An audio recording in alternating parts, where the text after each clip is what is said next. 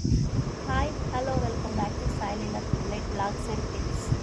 ఈరోజు మనం veg pizza ఎలా రెడీ చేయాలో తెలుసుకుందాం. కావలసిన పదార్థాలు: క్యాప్సికమ్, స్వీట్ కార్న్, టొమాటో, ఉల్లిగడ్డ, paneer, cheese, chilli flakes, oregano, pizza sauce, pizza base.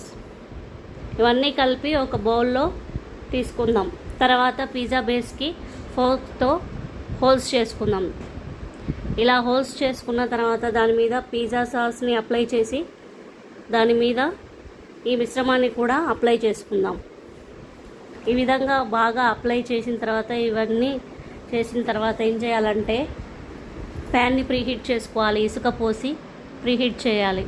దాని మీద ఇలా పెట్టాలి. ఈ విధంగా పెట్టిన తర్వాత చీజ్ మెల్ట్ అయ్యేంత వరకు స్టవ్ మీద ఉంచాలి. ఈ విధంగా కొంచెం చీజ్ మెల్ట్ అయిన తర్వాత బంద్ చేయాలి. Pizza ready.